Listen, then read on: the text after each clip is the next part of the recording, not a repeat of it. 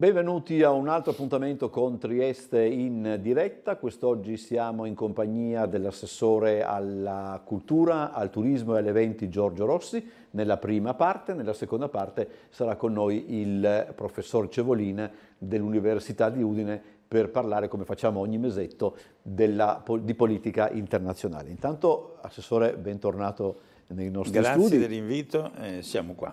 Allora, noi oggi ci occupiamo in particolare di mostre, delle mostre che stanno per arrivare. Sono mostre che erano molto, molto attese, una soprattutto, un'altra forse un po' una sorpresa, perché io non sapevo della mostra su Salgado, ma insomma non è che perché non lo so io. No, vabbè, tanto... è stata una cosa comunque che siamo riusciti a chiudere negli ultimi mesi, quindi ecco, è stata anche per noi così una possibilità importante, perché Salgado è uno dei più grandi fotografi al mondo. E poi anche uno dei più affascinanti, diciamo anche questo.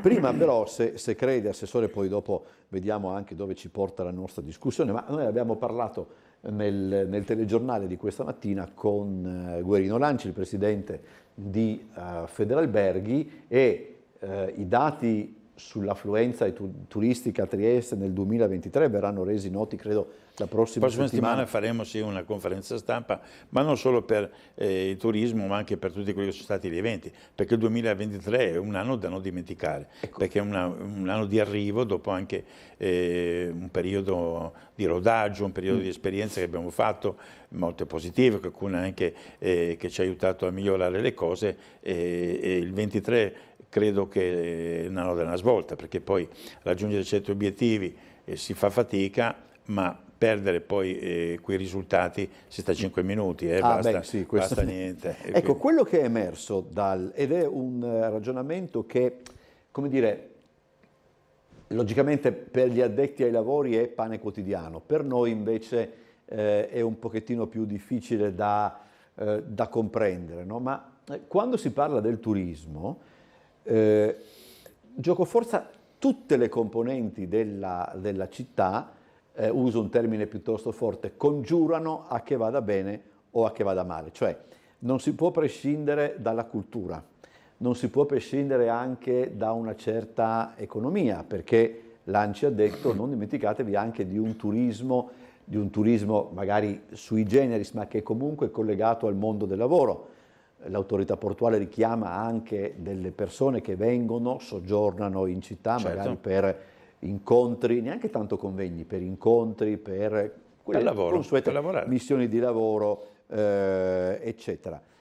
Ci sono anche movimenti legati alla presenza più o meno maggiore in città in determinati periodi di determinate realtà, quindi voglio dire è un argomento che per Trieste sta diventando, come posso dire, veramente un volano importante. Io penso che si può parlare di quella che è stata un'attività di tipo un po' artigianale, no? Tu costruisci un percorso anche attraverso l'artigianato, che è una delle prime primordiali esperienze dell'uomo, no? E quindi c'è stato un periodo in cui pian piano abbiamo costruito un percorso. Oggi credo che siamo a una svolta. Parlare di industria del turismo non può essere un'offesa, perché si dice ma Trieste non ha industria. Beh, qualcosa c'è, la Valsida, c'è la Ferriera, ce ne sono di industria, l'industria del caffè, però alla fin fine non siamo una città industriale, parliamoci chiaro, mentre il turismo può essere considerata un'industria. Come tutte le industrie però va presa in punta dei piedi, perché tu sai che se sei in iperproduzione il materiale ti resta in magazzino e non lo vendi, se invece sei sotto produzione e non ci guadagni e non fai, quindi bisogna tararlo in maniera tale che sia un turismo non certamente di massa, tarato per quella che è una città che in questo momento ha grandi punti di forza sia nel Porto Vecchio che tutta una serie anche di edifici che si stanno liberando, che si libereranno. Tu pensa solo all'operazione che ha fatto la Regione, che se vai in Porto Vecchio libera di edifici che saranno, non so, futuri alberghi a 5 stelle. Quindi bisogna innanzitutto tarare che tipo di turismo vogliamo fare, ma essere consapevoli che c'è una grande occasione.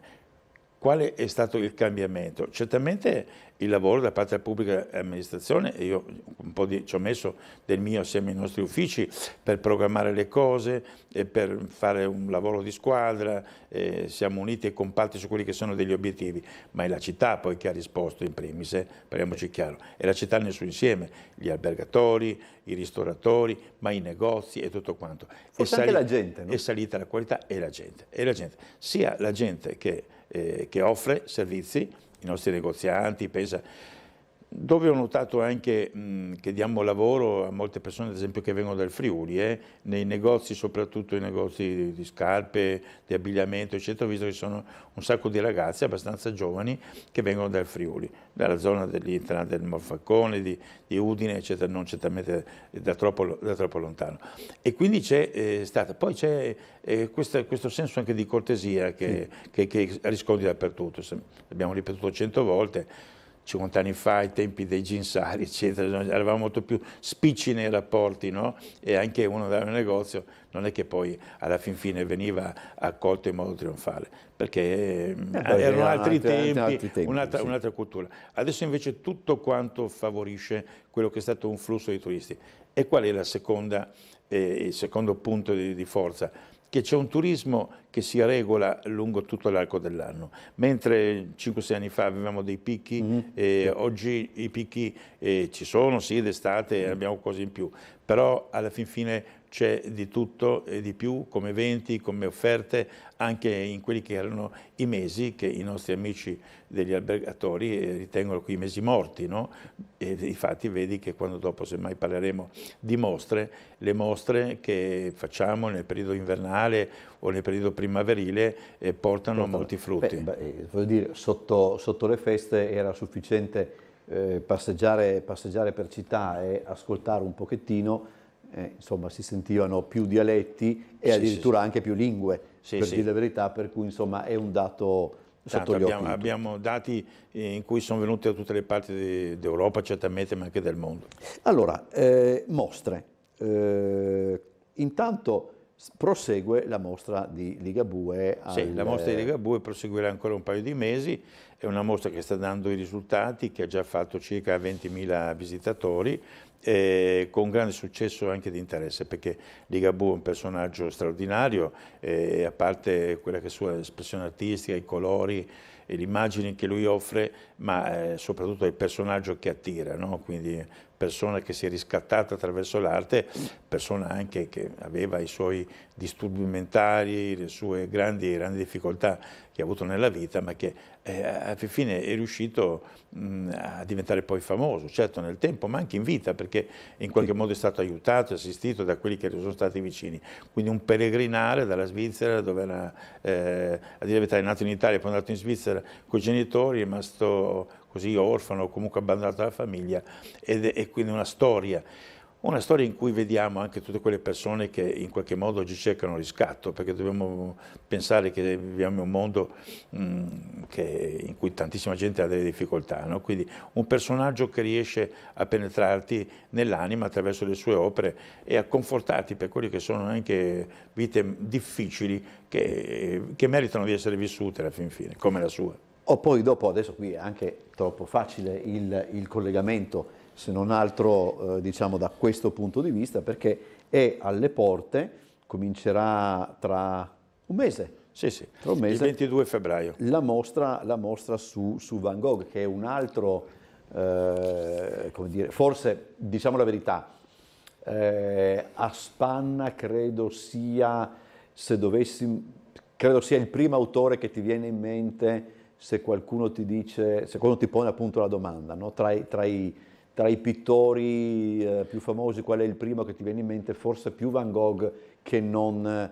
se lasciamo stare i pittori classici, sì, ma forse addirittura anche prima dei classici. Io credo che Van Gogh e aver portato Van Gogh sia all'apice di quello che è stato un programma di mostre che è partito con gli impressionisti, con Monet, poi Macchiaioli e quant'altro, e che chiude forse un primo ciclo, no? Perché Van Gogh è Van Gogh, come hai detto tu, credo che sia il più amato di tutti in assoluto. Primo, perché forse non lo riesci a inserire in nessun tipo di sistema di pittura rispetto agli altri, non è che lo puoi confrontare con Sì, Van Gogh impressionisti, è con uno, altri, Monet è altra è un cosa. altro, eccetera. Sì, Quindi, è e inutile. la seconda perché poi si aggancia molto bene con Ligabue, perché la sua è una storia ancora più tragica, no? Sì. Che lo porta al suicidio nella sostanza, e in cui vediamo questa persona molto contorta, che ha fatto 1000 esperienze nella vita, ha fatto anche il predicatore, veniva da una famiglia di missionari, cioè quindi, e che alla fin fine non riesce a esprimere il suo talento, non riesce a vendere i quadri,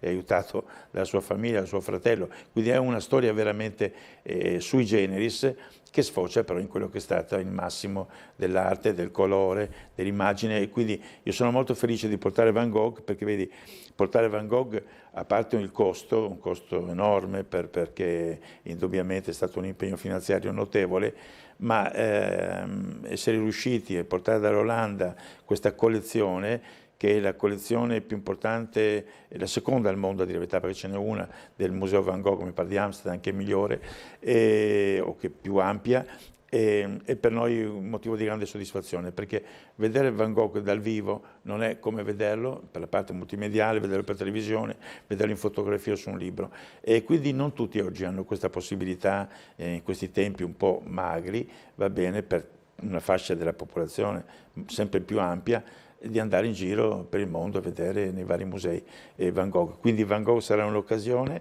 per esprimere la gratitudine per questi personaggi, no, che hanno vissuto una vita molto, molto complessa e difficile, ma hanno donato anche la felicità di cosa porta oggi la cultura, il colore, le immagini, e tutto quello che questi grandi attori hanno portato all'umanità, parliamoci chiaro. Quindi Van Gogh certamente è una bella svolta, una boa, se parliamo di Barcolana, dove andremo a triangolare in futuro con altre cose che non so se riusciremo o se riusciranno a essere più importanti di Van Gogh, perché come hai detto te, Van Gogh è Van Gogh. Ecco, c'è da sottolineare forse anche questo, no, Assessore, nel senso che mostre di questo calibro non arrivano per caso, cioè a dire c'è l'impegno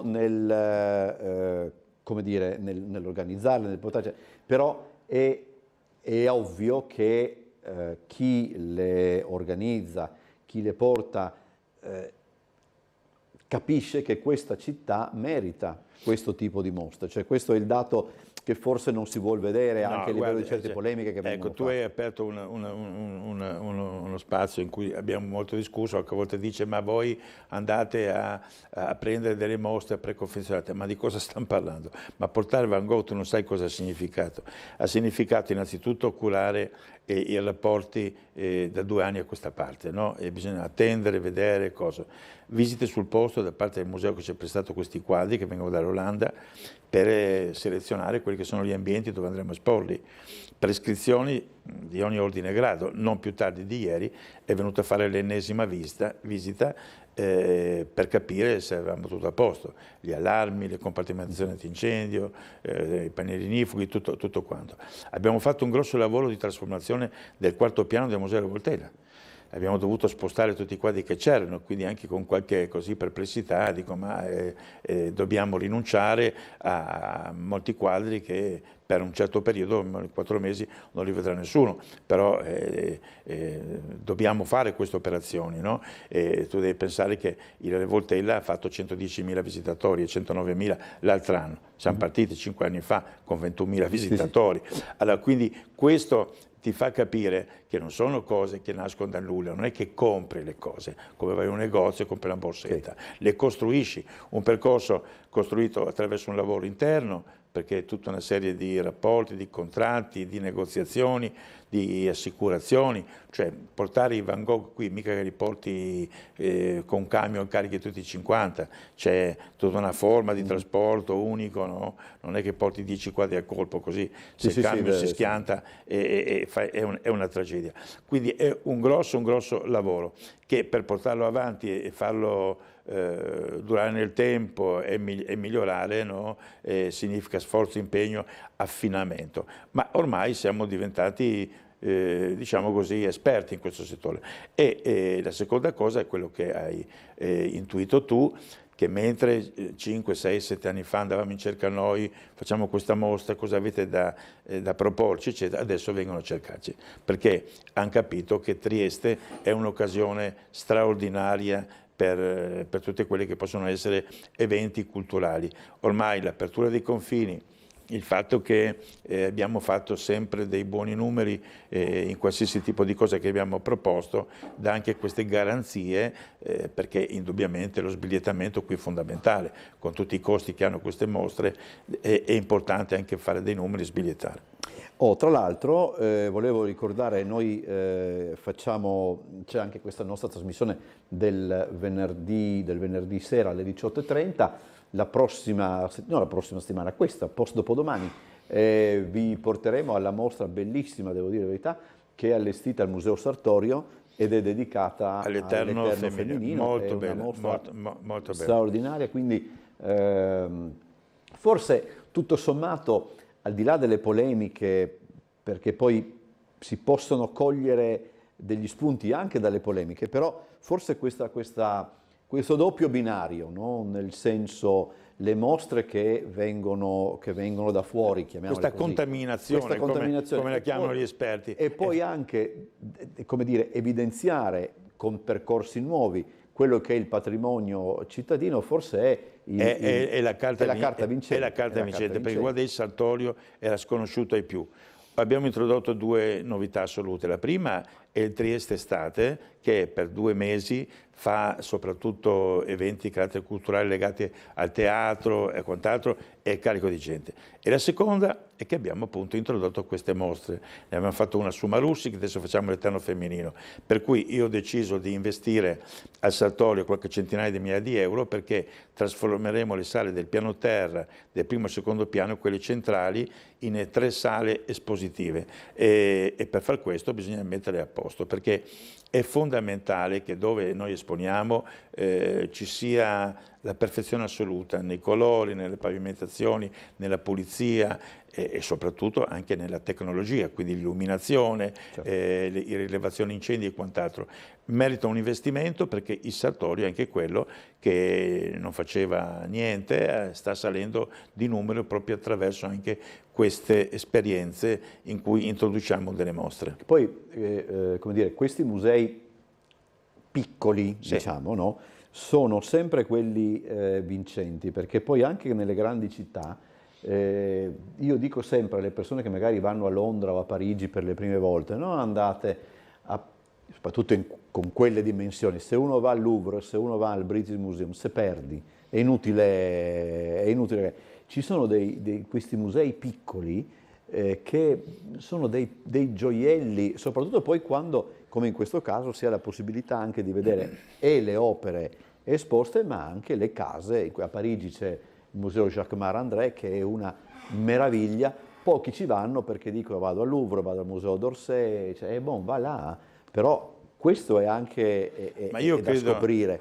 Io credo che quello che dici tu è importante, laddove no, dobbiamo abituarci anche a fare queste esperienze, quindi non guardare solo le cose che magari il macro, no? E ritengo che questo periodo in cui abbiamo fatto queste mostre, che poi sono mostre molto conosciute, deve essere seguito da una ricerca, che faranno quelli che verranno dopo di me, certamente, no? Di artisti anche meno conosciuti ma altrettanto capaci. Io ho notato cosa c'è in giro, no? Artisti del primo Novecento, eccetera, guardando una trasmissione che guardo spesso, che è Rai 5, che è una trasmissione di cultura, no? In cui vedi dei pittori inglesi, francesi, ma anche i nostri, eccetera, che sono straordinari per i colori che presentano, la natura, eccetera, no?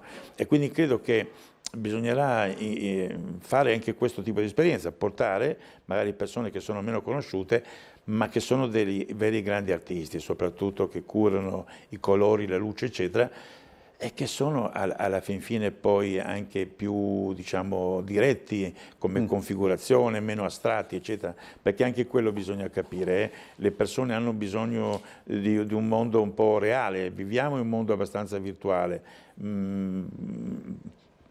piacciono mai tutto, l'astratismo è anche bello, eccetera, però credo che alla fin fine il ritorno a quello che è una pittura più realistica, meno concettuale, così, è una cosa che più alla portata della gente. Io credo molto a questo fatto. La cultura non può diventare, estremizzare una fascia di elite, deve essere aperta a tutti e per cui deve essere anche comprensibile, parliamoci chiaro. Allora, non dimentichiamoci appunto della mostra Amazzonia di Salgado che apre questa in Salone degli Incanti il 29 di febbraio. Sì, quindi, una settimana dopo e dura fino alla Barcolana. Beh, questa è una mostra completamente diversa dalle altre. Salgado è un grande fotografo che assieme alla forse persino di più. Come? Forse persino di più di un fotografo. Sì, sì, beh, è uno che ti racconta anche l'anima. Certamente, appunto, lui porterà questa sua mostra che è curata da sua moglie, adesso non mi ricordo come si chiama, che si chiama Amazzonia. Beh, è un messaggio, diciamo così, al mondo per quello che è stato e forse ancora tuttora l'Amazzonia, molto, diciamo così, depredata di tutte quelle che sono le sue perle preziose, la natura, gli animali, per non parlare poi della terra che è stata distrutta. E quindi parlerà sia degli aspetti naturali, quindi gli aspetti dell'ecologia, eccetera, che anche dei popoli che ci vivono e quindi ci saranno delle rappresentazioni, dei video, ma soprattutto queste grandi macro fotografie che dovrebbero veramente essere esaltanti per i colori e per l'espressione di quello che portano. Quindi è una mostra certamente diversa da quella di Van Gogh e delle altre, ma che però credo offrirà un altro taglio, un'altra immagine del nostro mondo e una verità su quello che potrebbero essere i danni che l'uomo fa a se stesso nell'ambito di questa sua lotta perenne con la natura. Quindi non vedo l'ora di vederla perché si preannuncia come una mostra molto interessante e mi auguro che si andrà a vederla in tanti. Allora, c'è sempre, no, Assessore, quando si organizzano delle mostre, soprattutto magari quelle che vanno al Salone degli Incanti, che è il luogo, diciamo, dell'arte contemporanea, insomma, comunque certamente. Lì c'è sempre una percentuale di rischio, no? Certo. Che magari per una ragione o per l'altra il pubblico può non incontrare determinati artisti, magari per questioni del tutto, come dire, magari una stessa mostra proposta 2 anni prima, 2 anni dopo, chi può funzionare di più, può funzionare di meno, insomma, anche qui è un po' come realizzare un film, dove ci sono degli elementi che ti dicono qui andiamo sul sicuro, però il rischio c'è sempre, no? Ma il rischio c'è ed è, confesso anche una componente anche... Sì, poi c'è anche una componente economica, perché allestire mostre e Salone degli Incanti costa un occhio della testa. Decine di migliaia di euro, centinaia di migliaia di euro per allestirla, perché è un contenitore enorme, 2000 metri quadrati, vedi che spesso viene utilizzata solo la parte centrale. D'altro canto io ho tenuto duro perché finora, a parte adesso è stata chiusa un mese, c'era la mostra di Ausland, poi un'altra mostra, per tenerlo aperto. È un peccato, no? Che sia rimasto per un certo tempo, 10 anni fa c'era poca roba che si offriva. È uscita anche dal circuito. Dobbiamo fare entrare in un circuito. Abbiamo fatto un botto con Banksy che ha fatto quasi 100.000 visitatori, poi abbiamo fatto Davide Chapelle, una bella mostra, però una mostra che non ha fatto dei numeri, anche se per me era meravigliosa, e adesso vediamo questa, perché questa è una mostra, diciamo così, c'è uno zoccolo duro anche diciamo, di aficionado. Certamente, questa è una mostra, come hai detto te, a cui ci sarà una certa partecipazione, perché è una mostra anche di protesta sui sistemi, sui regimi, ci sono conflitti in Sud America sulla quale ci sarebbe da discutere una settimana dal punto di vista politico. Quindi vedremo, però come hai detto te, certamente non siamo di fronte a quello che ad esempio è il Revoltella, dove andiamo sul sicuro. Dall'altra parte c'è sempre una certa incertezza che non ci sia la delusione dei numeri, ma conseguentemente anche una delusione economica, perché laddove ci dovessero essere 2 o 3 colpi dal punto di vista economico, poi alla fine in quel posto lì tutti quanti stentano a fare delle proposte. Abbiamo ancora tempo per un'ultima riflessione. Assessore, magari una volta potremmo anche occuparci esclusivamente di questo, però procede Portovecchio e procede Magazzino 26. Io ogni tanto ci vado anche lì, sempre per Trieste d'Arte, eccetera, e lì si rimane incantati dalla, come posso dire, dalla estrema, insomma, sono delle sale estremamente... D'utilità. Sì, cioè cambia, allora, sembra di non essere nella stessa sala da una mostra all'altra. Tu devi pensare una versatilità. Versatilità, siano di utilità. Allora, il Portovecchio, il Magazzino 26, e sono 5-6 anni che li stiamo dietro. 5-6 anni fa era il deserto del Sahara. Tuttora non ci sono i collegamenti, non abbiamo la segnaletica, bisogna aprire la strada, quella che adesso finalmente l'aprirà, perché c'era ancora questo problema di buttare giù quel rudere, diciamo la verità, non sono inutile andare a chiamarlo. Ma sì, è un rudere, va bene. Quindi adesso io mi auguro che faremo un passo in avanti. Ma nonostante questo, con la nostra insistenza, i 2 quinti, perché i 3 quinti sono quelli del progetto Consegra che va avanti, devo confessarlo, non lo so quando finirà, non abbiamo date certe, va bene, ma nei 2 quinti noi abbiamo fatto di tutto e di più. Le sale Luttazzi con il progetto della luce è sempre accesa, le 3 sale espositive, la Nathan, la Norfini e la Carlo Sbisà, e soprattutto adesso che abbiamo aperto il Museo del Mare, però l'abbiamo aperto alla Nord da un mese, va bene, ha portato nel 2023, senza colpo ferire, 50.000 visitatori. Allora tu devi pensare che era un posto dove non andava nessuno, se non i colombi, e quindi questo ci dà una grossa soddisfazione e una grande prospettiva per il futuro. Primo perché quando adesso lo metteremo a regime, ancora c'è da finire il Museo della Civiltà Istriana Fiumana Dalmata, poi appunto è partito da un mese, ma dopo ci sarà certamente anche un marketing per farlo conoscere, il Museo del Mare alla Nord, che non so se l'hai visto, ma è molto bello, vallo a vedere, manda qualcuno di tuoi, va bene? E abbiamo fatto, ma non con il Museo del Mare che è aperto da un mese, 47, 48, 50.000 visitatori. Mi ha sorpreso perché indubbiamente è stato un bel colpo, e quello che tu dici di rappresentare in queste 3 sale contemporaneamente cose di un certo interesse che vanno, non so, da mostra sulla navigazione che ha fatto, la collezione Sciarelli, sì, quella era bellissima, bellissima. Poi hanno fatto la Biennale Internazionale Donne, anche una cosa un po' interessante.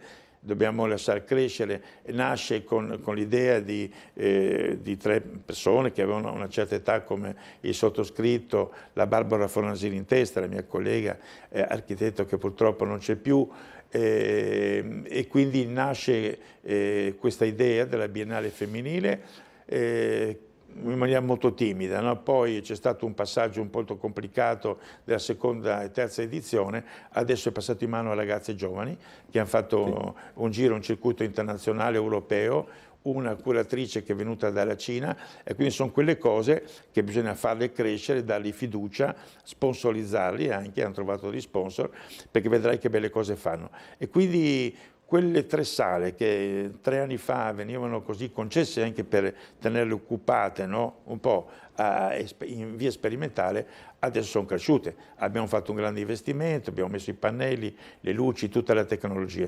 Quindi siamo molto soddisfatti di quella zona lì che sta crescendo, e quindi adesso mi auguro che con l'avvento della nuova strada che porterà dalla stazione ferroviaria alla rotatoria ci sia anche la possibilità di raggiungerla, di parcheggiare la macchina, perché il servizio di autobus è estremamente carente. Non abbiamo potuto farci niente, abbiamo tante volte tentato di fare, ma è nato prima l'uovo o la gallina. Cioè non c'è servizio di autobus che ti serva una zona che è un po' depressa.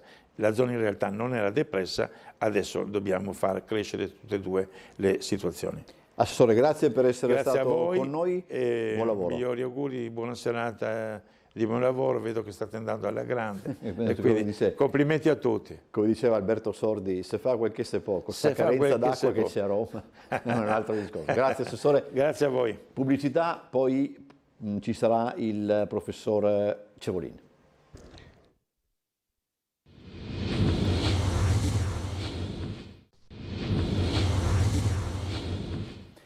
Seconda parte di questa puntata di Trieste in diretta, siamo in compagnia del professor Cevolin, docente di diritto pubblico all'Università di Udine. Stavolta non ho nemmeno scritto, ormai ho imparato.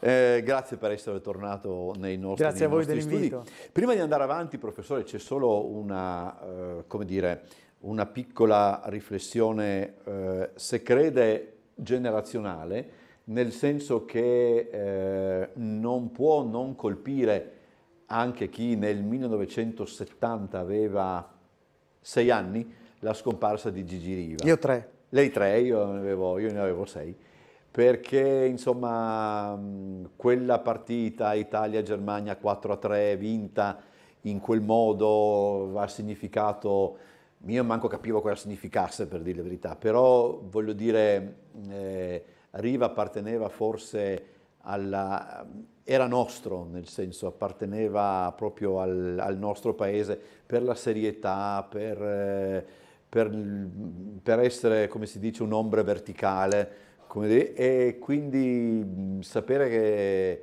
che non c'è più, non so.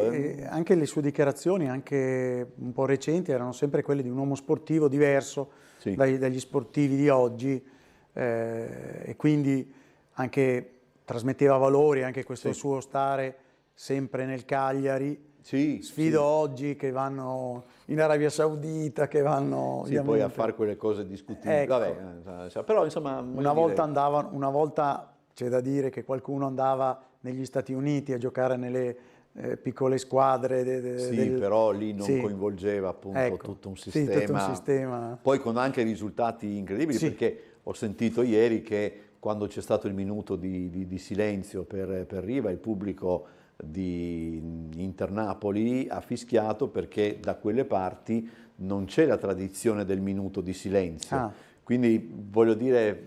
Lasciamo stare che noi abbiamo allo stadio di Udine, anche se ho sentito dalla concorrenza, da una rete concorrente, che molti presenti allo stadio non avevano assolutamente sentito niente di quello che è accaduto, pare essere accaduto allo stadio Friuli. Certo, sempre stiamo parlando di calcio d'altri tempi con Riva appunto. con lo stile e con anche l'attaccamento alla squadra. Tutti quei campioni, tipo, io sto pensando un po' anche ad altri, non so, mi viene in mente anche passando ad un altro sport, Giacomo Agostini. Giacomo una persona di una Agostini. serietà, di una sempre corretto. Lo sport significava sì, disciplina ai nostri tempi. Significava anche parlare quando si aveva qualcosa da dire, o comunque anche tacere quando si aveva qualcosa da dire. Ma comunque, insomma, questo è un altro, come diceva il barman di Irma la Dolce, questa è un'altra storia.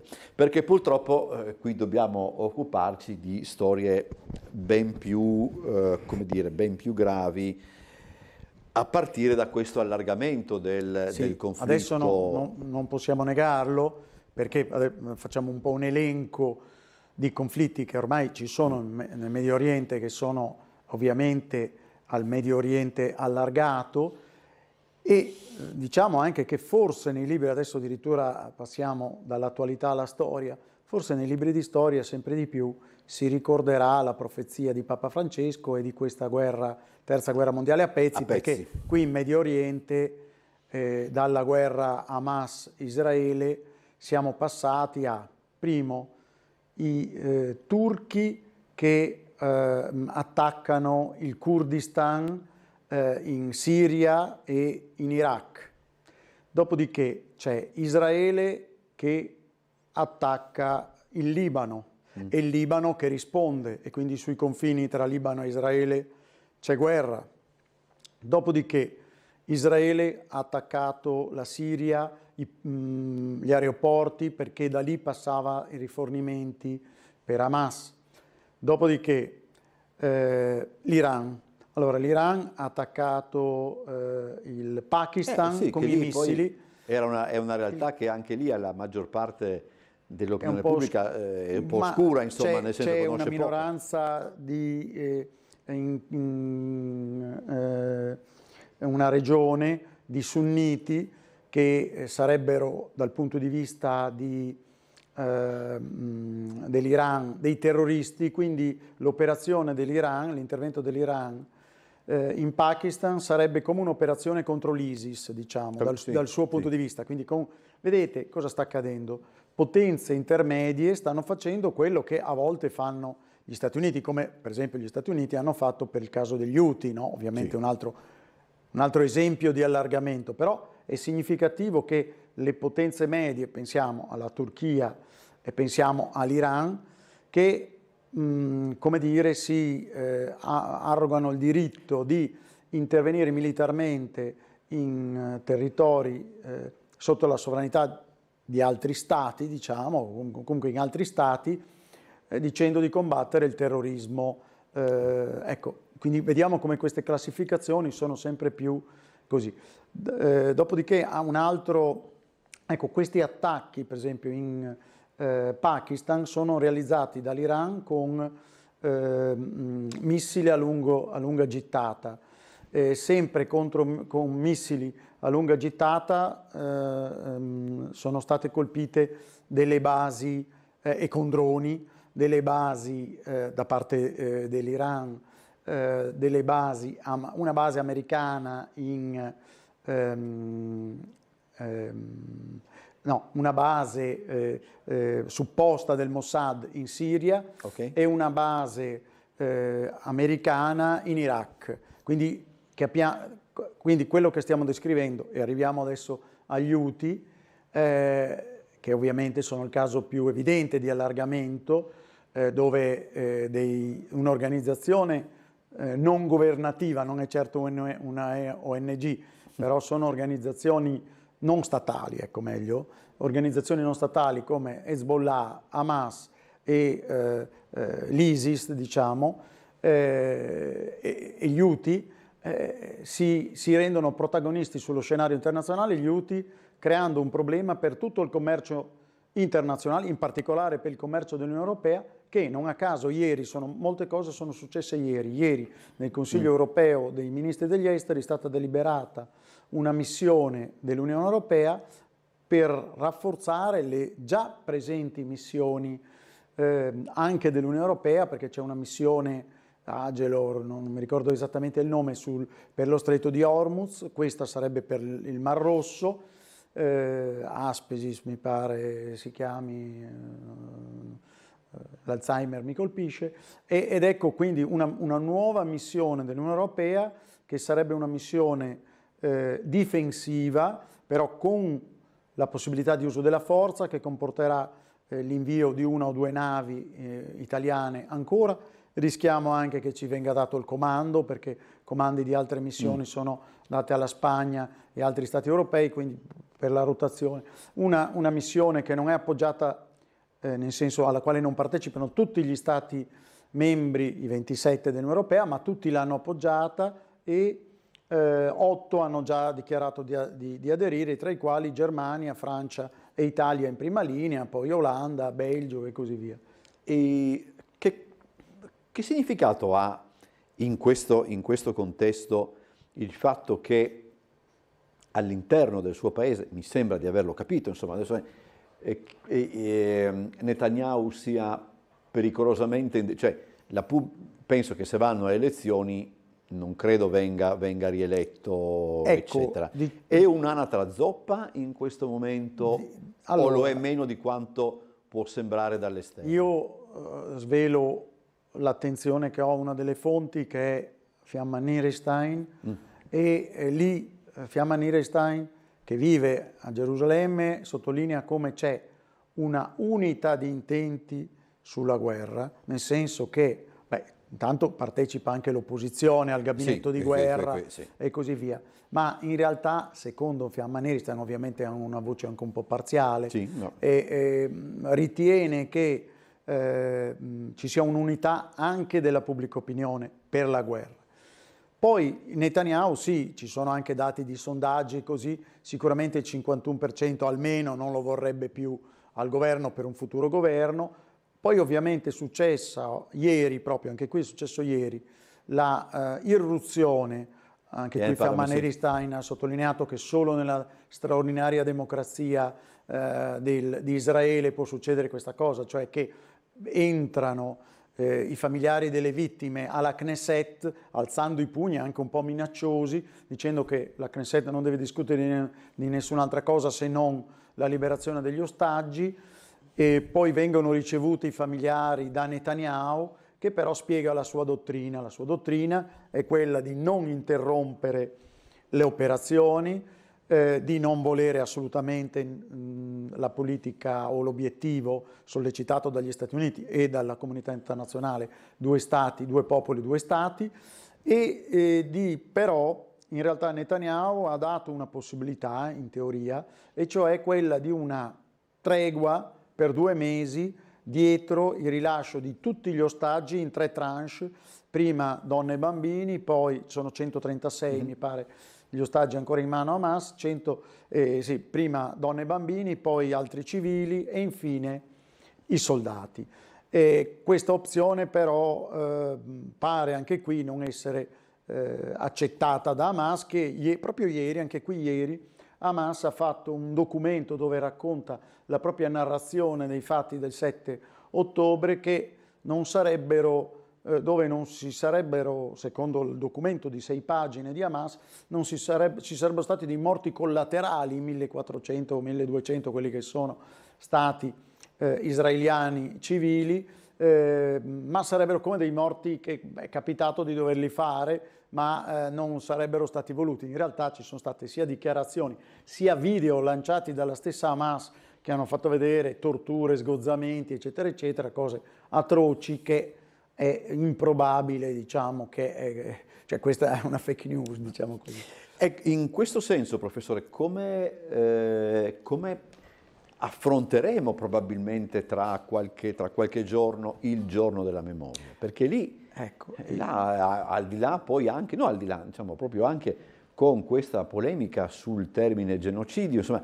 non è solo sul termine, la polemica non è solo sul termine. Allora, intanto diciamo che come storia abbiamo affrontato il toro per le corna, perché faremo il sabato 27 di gennaio, quindi sabato prossimo, questo che sta avvenendo, il giorno della memoria, con il liceo statale artistico di Cordenons e Pordenone, perché ha 2 sedi, e lo faremo con le quinte di questo liceo, sotto la guida di un professore vice direttore scolastico e con il sottoscritto, e affronteremo proprio il tema del giorno della memoria e l'attuale situazione delle relazioni internazionali, e quindi questo sottende il tema alle Nazioni Unite un po', ma alla Corte internazionale dell'Aia, dell'accusa fatta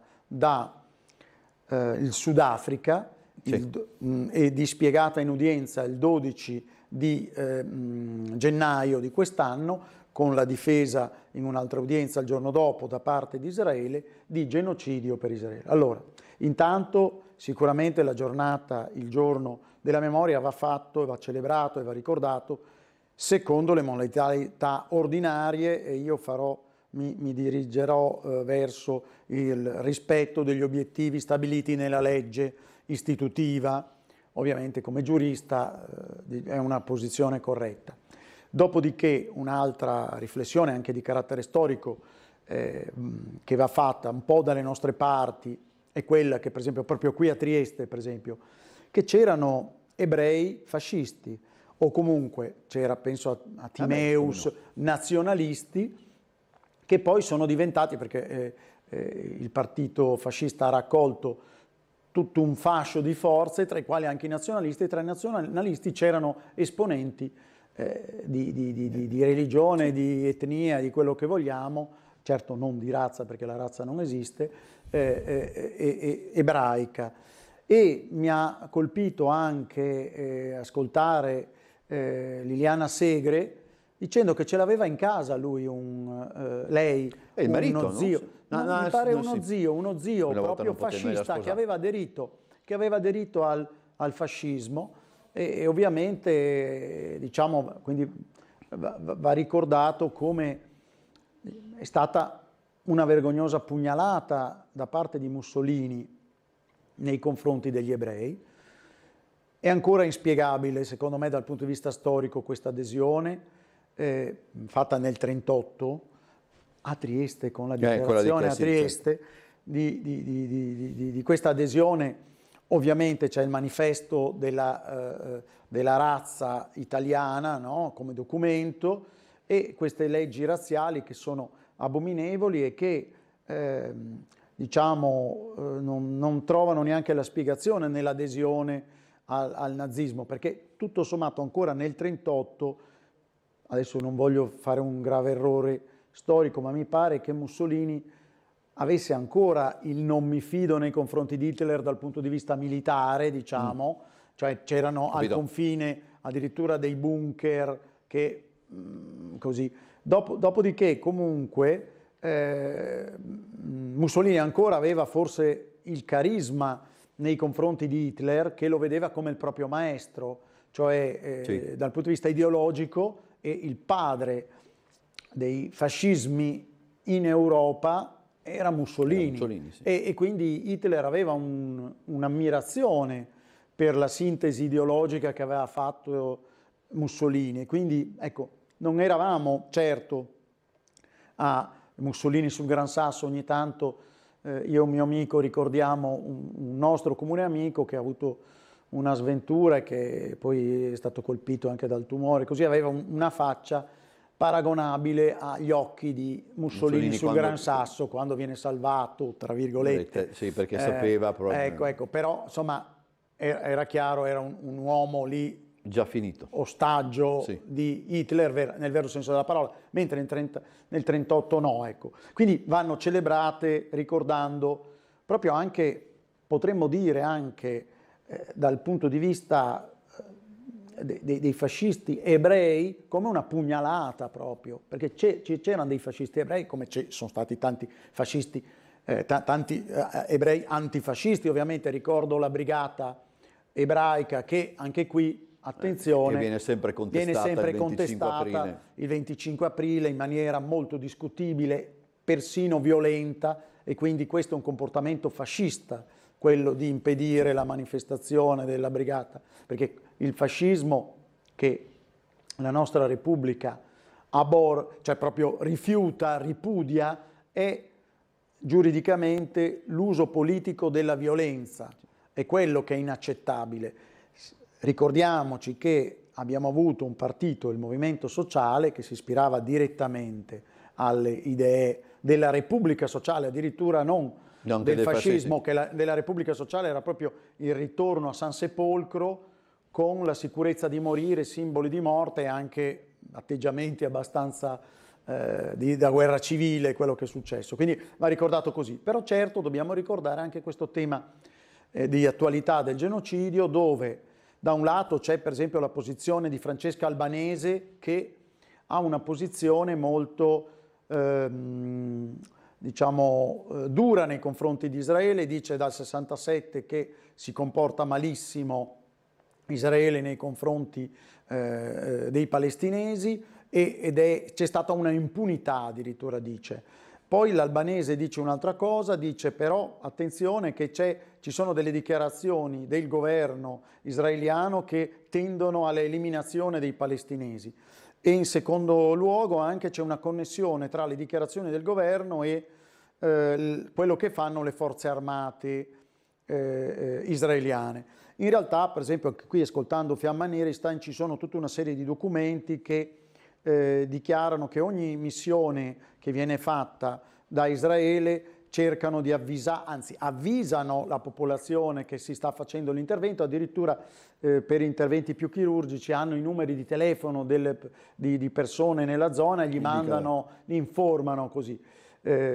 Certo, come dice l'Unione Europea, anche ieri Borrell si è espresso in questo, un po' anche Tajani, anche se in maniera un po' più moderata rispetto a Borrell, cioè i morti di queste operazioni di risposta a quello sì, una violazione di sicuro del diritto internazionale, il 7 di ottobre da parte di Hamas e quindi la presa di ostaggi, per esempio, che è ovviamente anche qui una violazione del diritto internazionale, mentre diciamo nei confronti di Israele trovo qualche difficoltà a voler riconoscere, secondo i canoni della Convenzione internazionale del 1948 sul genocidio, la deliberata pianificazione della distruzione totale o parziale di Gaza, anche se è emerso, ma poi è stata subito smentita, anche qui ieri,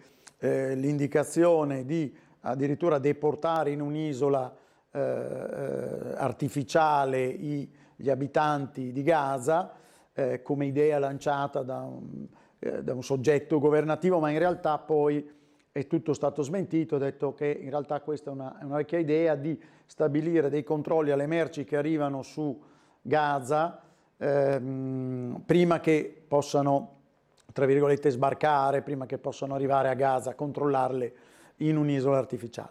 Comunque ecco, io penso che, questa è la mia opinione da un punto di vista giuridico, e cioè che sia difficile vedere la pianificazione. Un conto è la Shoah con la soluzione finale, la deliberata volontà di sterminio. Un altro conto è anche altri casi che poi non sono stati, però anche qui c'è un'impunità. I Khmer Rossi, per esempio, sì, non c'è stata una imputazione e quindi ecco che, certo, un difficile giorno del ricordo, ma con questi parametri io affronto il toro per le corna, con dietro il diritto e facendo il punto su queste cose. Allora, questo è anno elettorale.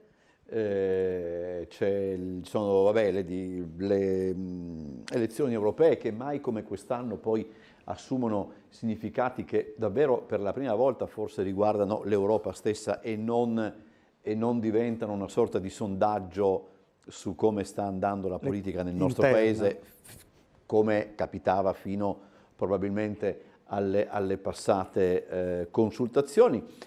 Il Corriere della Sera l'altro venerdì aveva fatto tutta una mappa di appuntamenti, dei vari appuntamenti elettorali durante quest'anno. Non ho capito se è stata una dimenticanza oppure, ma si vota anche in Gran Bretagna?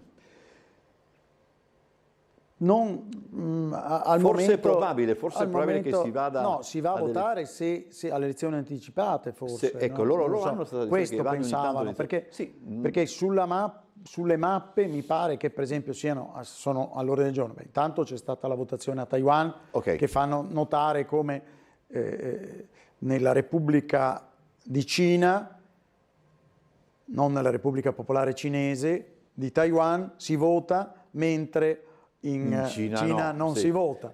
Dopodiché si vota anche però in Russia, per esempio. Si vota in Russia alle presidenziali, dove però siamo in una situazione dove la democrazia è solo annusata, probabilmente perché l'opposizione è annichilita e ovviamente si va in carcere, si va in Siberia, e quindi mancano i presupposti. Si vota in Germania, no?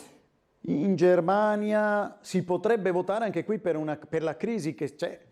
Cioè si potrebbe votare perché il governo Scholz è alla frutta, nel senso che le proteste alla francese degli agricoltori e dei trasportatori stanno bloccando l'economia tedesca già in crisi e già messa in crisi l'economia anche da una sentenza del Tribunale Costituzionale tedesco dell'anno scorso che ha detto che non si possono fare le poste di bilancio fantasma come avevano fatto, cioè il governo Scholz aveva messo alcune poste che riguardavano il green, che riguardavano la difesa, come fuori dal bilancio e le metteva in bilancio solo quando sarebbero state usate. In questo modo, non facendo un bilancio trasparente, con quindi la sottolineatura da parte e la sanzione da parte del del Tribunale Costituzionale che ha detto che non è legittimo dal punto di vista costituzionale